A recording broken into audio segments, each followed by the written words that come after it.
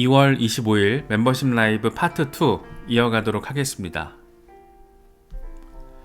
네, 알트 3대장 얘기를 좀 할 건데 어질어질합니다. 일단 알트 시즌 인덱스는 당연히 저점 부근에 테스트를 하고 있고 비트코인 가격이 급락하는데 도미넌스가 급등하는 상황이기 때문에 알트들은 눌릴 수밖에 없고 일단 대장들도 기가 많이 죽어 있습니다.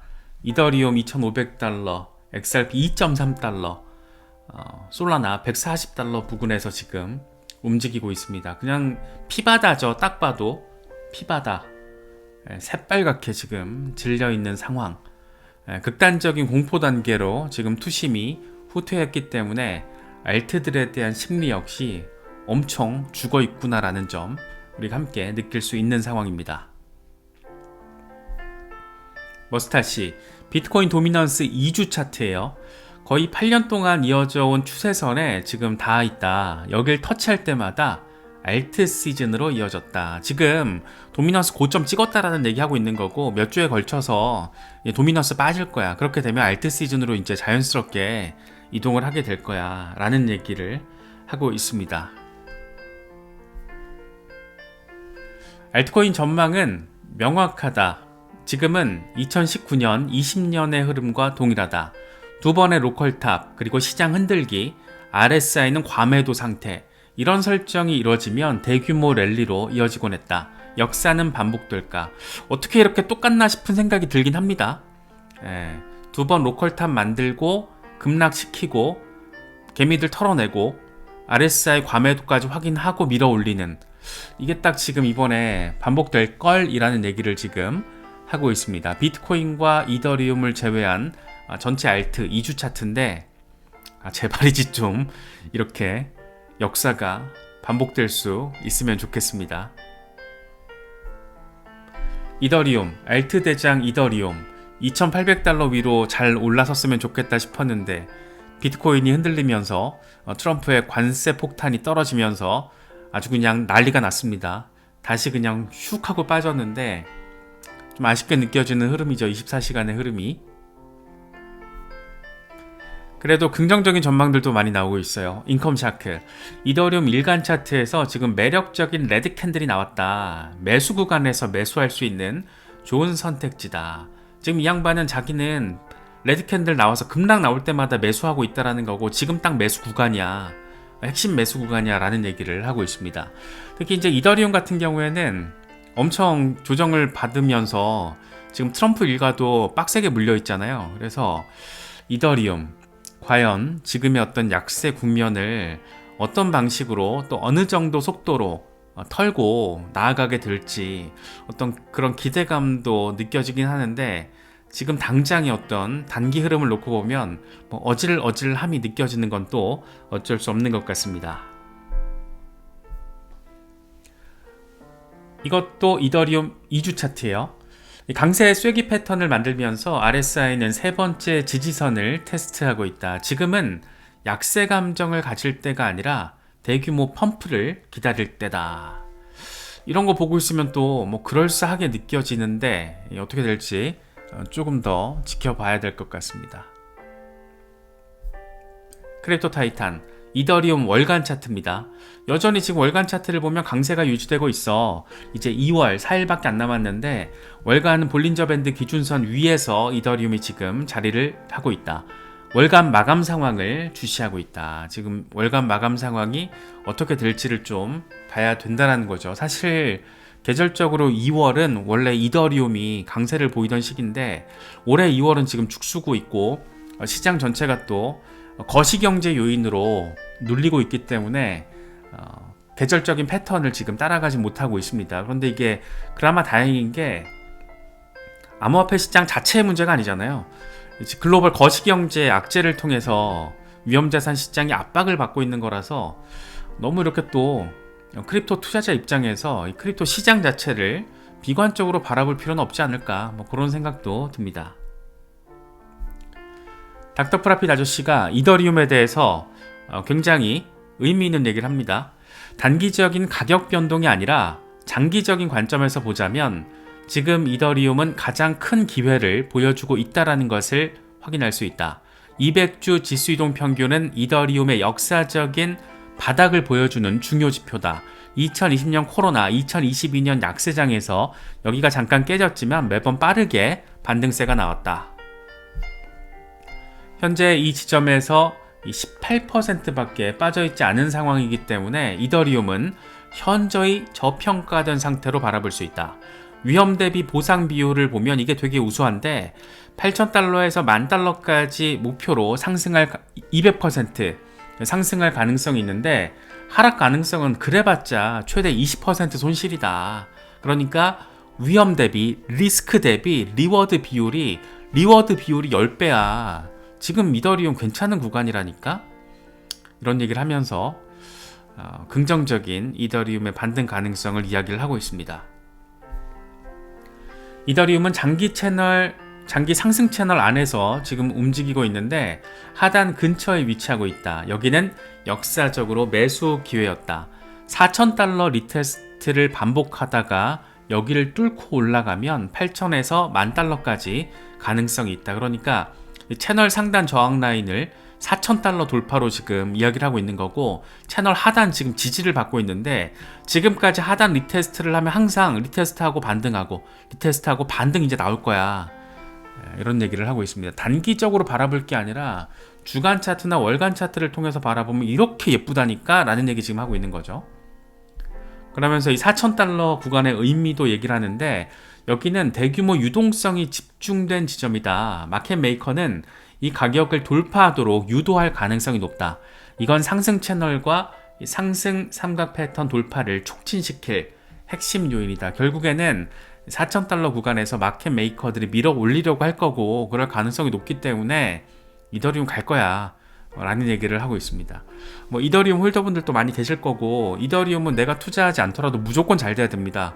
이더리움이 폰문을 잘 열어줘야지 알트 시즌으로 이게 순환매가 벌어질 수 있고, 비트코인 대비 이더리움이 너무 못 갔잖아요 지금.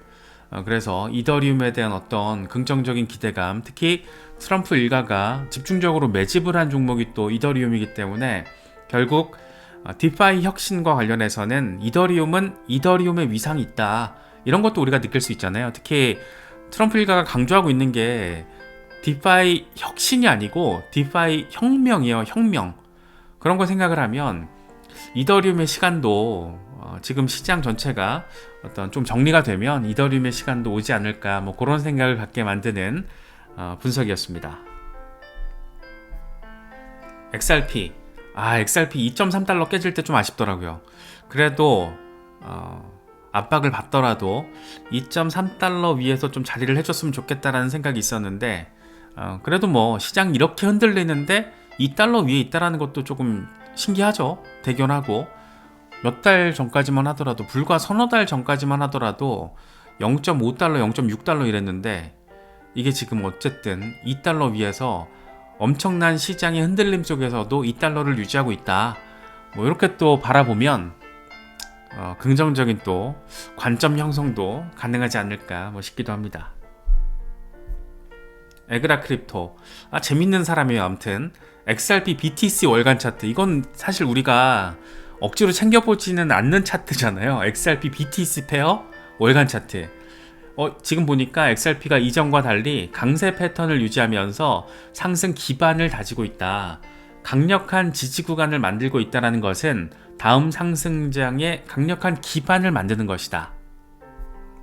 건물을 지을 때 튼튼한 기초가 필요하듯이 이번 강세장은 강한 기반을 바탕으로 진행될 가능성이 높다. 그래서 이번에 XRP를 저렴하게 매수할 마지막 기회일 가능성이 있다. 이렇게 이야기를 하고 있습니다.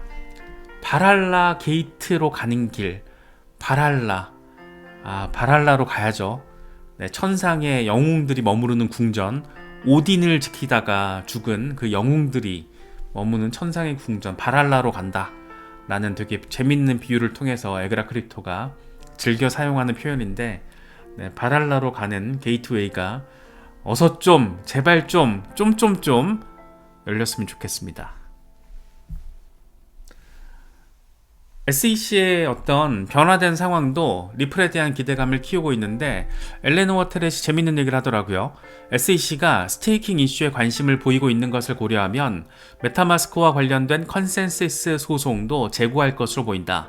SEC는 컨센서스가 미등록 브로커로 운영되고 있다라고 주장을 했는데 이건 코인베이스 소송에서도 동일하게 주장하는 부분이다. 그런데 코인베이스 소송 사실상 종료됐으니까 메타마스크와 관련된 컨센서스 소송도 종료되지 않을까라는 얘기를 하고 있는 거고, 그렇게 순서대로 하나하나 종료가 되면 결국 가장 끝에 지점에 뭐가 있다? 리플 소송이 있다.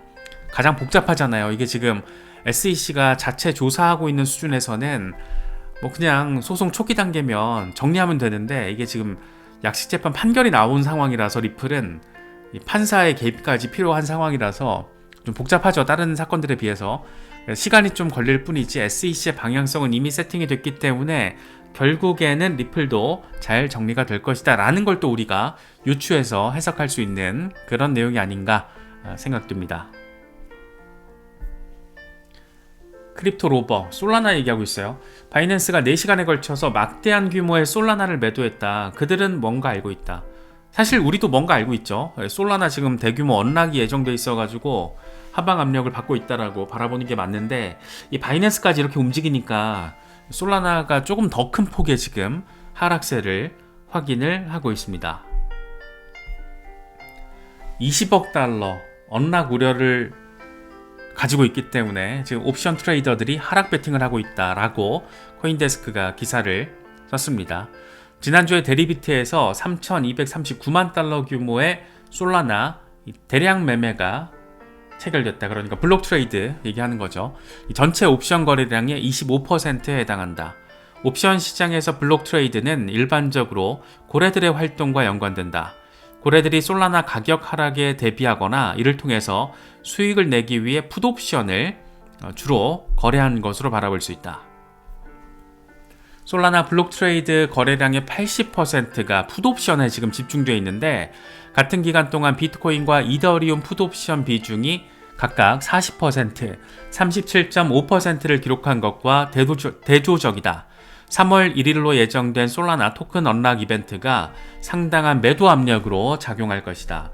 20억 달러 규모의 솔라나 언락을 앞두고 있고, 이건 솔라나 일간 현물 거래량의 59% 수준이다. 짜증나는 상황이 지금 예고돼 있다.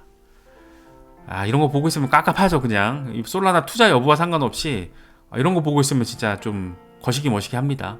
어쨌든 지금 솔라나에 대한 하락 베팅이 이어지고 있는 것은 이유가 명확하다라는 점을 우리가 확인할 수가 있습니다. 헤데라 해시그래프가 뭔가 벌어질 수 있을 것 같아요. 이번에 카나리 캐피탈이 헤데라 해시그래프 19B4를 제출했다. 지난주에 S1 수정에 이어서 나온 것이다. 이건 SEC가 여러 알트코인 ETF들 중에서 헤데라 해시그래프와 라이트코인에 가장 높은 확률로 유리한 위치를 부여한 것이다 라고 에릭 발추나스 아저씨가 이야기를 하고 있습니다. 헤데라 해시그래프가 이렇게 유리한 위치에 올라선 건 조금 약간 저 개인적으로는 의외긴 한데, 그래도 뭐 반가운 부분이죠. 라이트코인은 이제 국내에서는 상장되어 있지 않지만 지금 해외 거래소에서 라이트코인 흐름이 굉장히 좋습니다. 이미 상당한 펌핑이 나왔고, 그래서 헤데라 해시그래프 가지고 계신 분들, 투자하고 계신 분들은 상당히 반갑게 느껴지는 소식이 아닐까. 에릭 발추나스가 이런 이야기를 또 공유를 했습니다. 마이클 반데포페, 지금 대응하는 방법은 아주 간단하다. 유틸리티 코인을 매수하거나 홀딩해라. 레버리지 사용하지 말고 SNS 보지마. 1년 동안 로그아웃 했다가 12개월 뒤에 돌아와라. 그 이상은 필요 없다. 물론 다소 극단적이긴 하지만 지나치게 차트만 바라보고 나의 진짜 이 메인 잡이 위협을 받으면 안 되잖아요. 일할 건 또 일하고 집중할 건 집중하고, 이 투자는 서브 잡 개념으로 일반적인 개미들에게 있어서는 바라보는 게 또 필요하니까 멘탈 잡으라고 좀 극단적으로 얘기를 하고 있는데, 1년 동안 로그아웃 했다가 12개월 뒤에 돌아오면 그때 막 약세장 진입하고 있지 않을까, 뭐 그런 생각도 할 수 있잖아요. 그래서 이거는 조금 극단적인 건데, 극단적인 표현으로 개인적으로 느꼈는데, 다만 너무 막 차트만 또 이렇게 보고 있으면은 멘탈이 흔들리잖아요. 특히 이거는 지금 우리가 어떻게 뭐 할 수 있는 상황이 아니니까 이 마켓 메이커들이 작정하고 흔드는 걸 뭐 어떻게 하겠어요. 그래서 여기저기 이렇게 커뮤니티 보면 이번 판에 처음 시장에 들어온 초보 개미들 털고 가는 과정이다, 뭐 이런 표현들도 많이 접할 수가 있는데, 사실 이게 엔간한 멘탈 케어 능력이 없으면 털리기 딱 좋은 구간이잖아요. 지금 좀 경험이 있으신 분들은 지금이 이제 대응을 하거나 대응할 수 있는 기회다라고 판단을 하시겠지만, 경험치가 조금 부족하신 분들은 지금 이거 공포 상황이거든요. 되게 무거운 상황인데, 무겁고 무서운 상황인데, 늘 이런 건 반복돼 왔고 그 뒤에 어떤 일이 펼쳐졌는지 이런 거는 과거 차트를 한번 보시면 되게 선명합니다. 그래서 그런 부분들도 챙기시면서, 뭐 단타 치러 왔다 물려서 패닉셀한다, 뭐 그건 뭐 어쩔 수 없는 거겠지만, 중장기 대응을 하고 리서치를 해서 근거 있는, 이유 있는 투자를 하신 분들이라면 지금 상황은 사실 조금 이렇게 비관적으로만 바라볼 필요는 없는 상황이 아닌가, 뭐 개인적으로는 생각을 하고 있습니다. 물론 이건 투자 전략이 다들 다르기 때문에 정답이 없는 부분인데, 저처럼 이렇게 좀 중장기 관점으로 바라보시는 분들에게 있어서는 지금 상황은 그냥 뭐 쏘쏘한 느낌도 좀 들죠. 어쨌든 비트코인이 저렇게 흔들리는데 9만 달러 지지를 받아주고 있잖아요. 물론 깨질 가능성이 없진 않지만 일시적일 것 같고, 그래서 지금 상황, 이게 암호화폐 시장 내적인 이슈가 아니고 거시경제 리스크를 통해서 시장이 하방 압력을 받는 거기 때문에 이런 조금 멘탈 케어가 제일 중요한 시기다, 이런 생각이 좀 듭니다. 그래서 지금은 무리한 대응할 때는 당연히 아니고 현명하게 또 전략적으로 멘탈 가다듬으면서 시장을 바라봐야 하는 그런 시기가 아닌가 싶습니다. 여러 가지 소식들 잘 참고하실 수 있으면 좋겠습니다.